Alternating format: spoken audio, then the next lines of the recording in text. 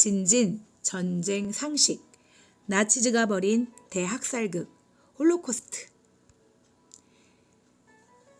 히틀러는 인종주의를 내세워 유대인을 박해했어요. 인종주의란 어떤 인종은 우월하고 어떤 인종은 열등하다고 여기는 잘못된 생각이에요. 제2차 세계대전 동안 히틀러는 유대인들을 수용소에 몰아넣고 일을 시키다가 죽였어요. 이때 600만 명에 이르는 유대인이 학살당했는데 이것을 홀로코스트라고 해요.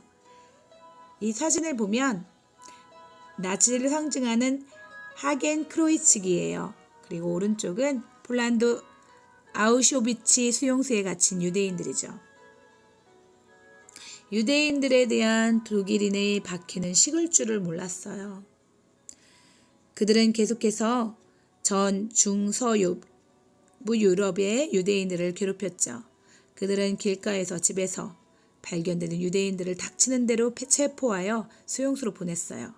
베를린에서는 수십만의 유대인이 정처 없이 떠났으며 프랑스에서는 13,000명의 유대인들을 체포하여 아우슈비츠 수용소로 보냈어요. 네덜란드와 슬로바키아, 그리스의 살로니키아에서도 수많은 유대인들이 살상당했죠. 특히 헝가리 내에 살던 유대인은 가장 큰 멸종 위기를 경험했어요. 당시 유럽에 살고 있던 약 1,100여만 명의 유대인들 가운데 절반이 넘는 600여만 명의 유대인들이 학살되었어요. 최종 해결은 러시아와 동유럽의 반유대주의의 자생적 폭력 프로그램이 아니었다. 그것은 제3국에 의하여 고도로 조직화된 방법으로 저질렀던 것이었다. 냉혹한 조력자들과 빳빳한 제복을 입은 철십자 완장을 찬 수천 명의 고급 관료들과 독일 산업가, 법률가, 의사, 엔지니어, 회계사, 은행가, 사무원, 철도공무원, 그리고 일반 노동자들의 협조와 조력으로 이룩해낸 업적이었다. 이 파괴의 기계장치는 역사가 파울과 사회학자 바우만이 지적한 대로 나치 독일같이 잘 조직화된 사회와 고도로 발달된 기술을 가진 나라, 그리고 SS 같은 완전한 지배가 가능한 전체주의적 방법에서만 가능한 것이었다 라고 얘기했네요. 대량 학살의 과업은 하인리히 히뮌러가 최고 사령관으로 있는 SS에 주어진 최우선의 임무였으며 그것은 곧 독일인을 파멸시키려는 이 민족, 유대인을 파멸하라 라는 독일인의 도덕적 의무를 완수하는 것이었다. 대량 학살은 묵시, 문화적, 이상주의의 행위로 정당화되었으며 그것은 새로운 푸른 눈을 가진 금발의 영웅을 창조하는 거룩한 의무와 봉사하는 일이었다라고 얘기했대요. 나치의 반유대주의의 말로 유대인을 완전히 비인격화하고 서서히 비인간화하는 데 가장 성공적이었다라고 얘기할 수 있대요. 끊임없는 선전 책동으로 보통의 독일인의 눈에 유대인을 사회적 불황자, 전적인 구계자로 보이게 함으로써 이를 가능하게 만들었죠. 이러한 종류의 왜곡된 인간상은 SS의 신조로 자리 잡았으며 유럽에서 인종적 가치를 재평가하는 하나의 기준으로 퍼져나갔어요. 이러한 역사적 지구적 과업의 완성은 유대인과 유대화된 유럽인의 멸절 없이는 불가능한 것이었죠. 병약해진 기독교와 썩은 마르크시즘으로부터 불가능한 것이었어요. 유대인에 대한 히틀러 전쟁은 항상 두 선민, 즉 독일관과 유대인 사이의 지구적 헤게모니 장악을 위한 세계를 전망하는 전쟁이었죠. 홀로코스트라는 엄청난 일이 가능했던 것은 히틀러의 반유대주의가 가지고 있는 이념적,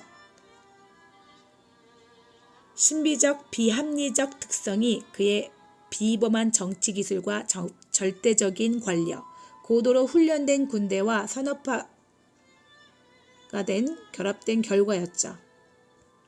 히틀러의 종말론적 세계관에서 볼 때 유대인 문제에 대한 최종 해결이야말로 세계사의 열쇠이자 독일, 유럽 문명, 백인, 아리안의 미래와 직결된 일이었다 라고 얘기했대요. 반유대주의는 히틀러가 1945년 베를린에서 스스로 생을 끝낼 때까지 붙잡고 있던 정치적 신조의 기반이었죠. 제2차 세계대전 동안 비무장 민간인에 대한 학살은 주로 점령군에 대한 복종을 강요하고 레지스탕스에 대한 지원과 참여를 봉쇄하기 위한 것이었지만 인종주의적 편견도 크게 작용했죠. 민간인들은 이러한 만행을 피하기 위해 정든 고향을 떠나야만 했죠. 왼쪽은 아우슈비츠 강제 수용소고요. 오른쪽은 강제징용된 조선인 노무자예요. 정말 둘 다 비참하죠.